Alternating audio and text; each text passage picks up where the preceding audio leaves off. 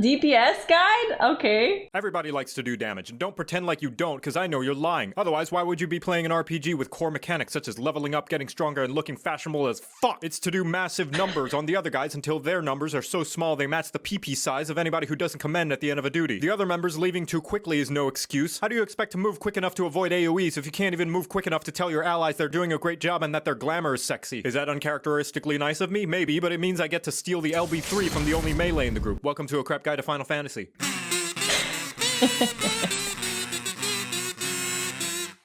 Nice shaft, bro. I like this.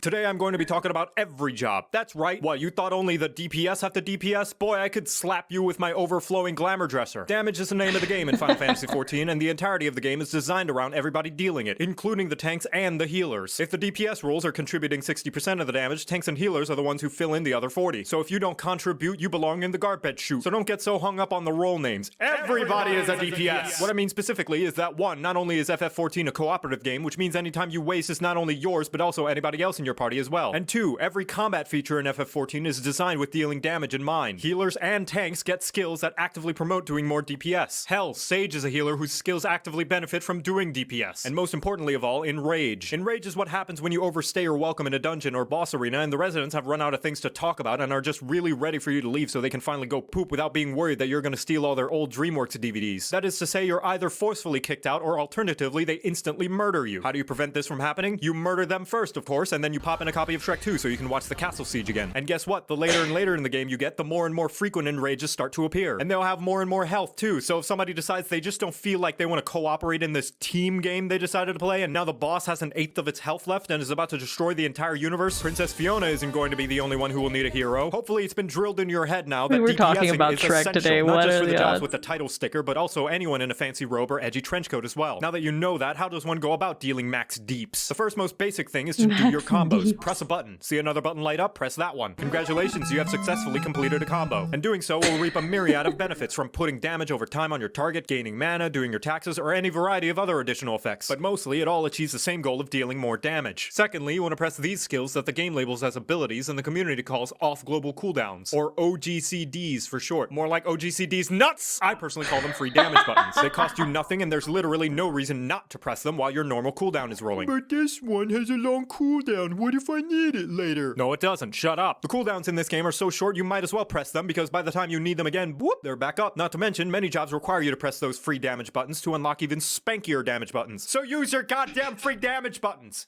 It's free damage. The next rule of DPSing is knowing your ABCs. Always be casting! This means mashing away at your keyboard like a tickle monster working double time. More specifically, it means that the best way to make sure you are doing the most damage that you can is to always have your global cooldown going, even if it means accidentally pressing the wrong skill like the single brain cell that you are. Because if you're always pressing buttons, even the suboptimal one, you are doing more damage than if you weren't, and doing damage is always better than not doing damage.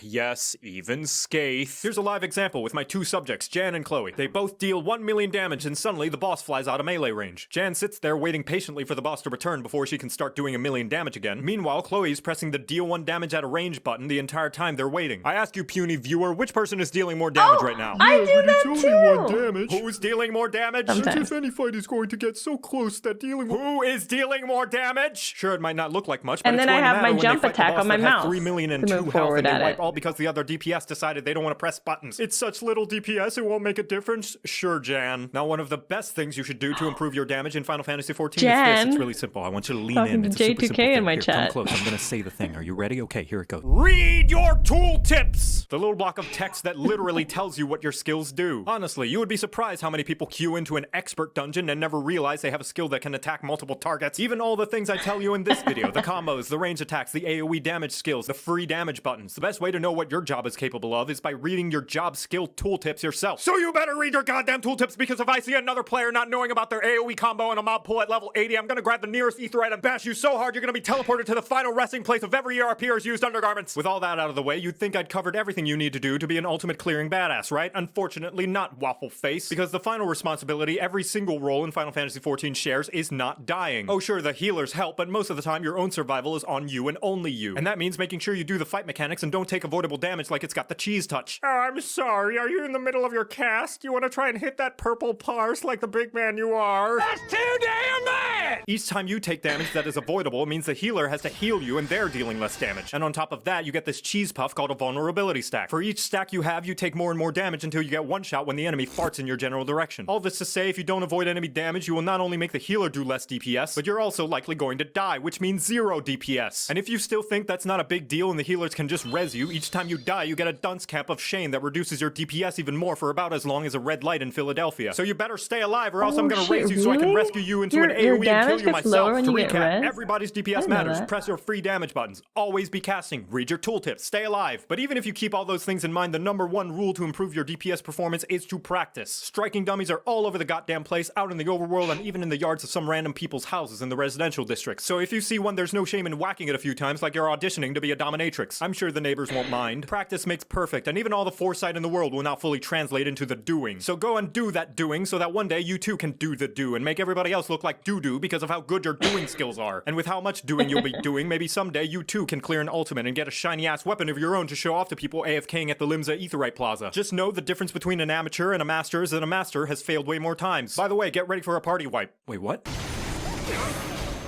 Congratulations, you're now better at the game than you were 5 seconds ago. Ow! And now you know how to DPS, you're welcome. Oh, finally my Q just popped. No, one of the other party members withdrew. Ah, fuck! That was good.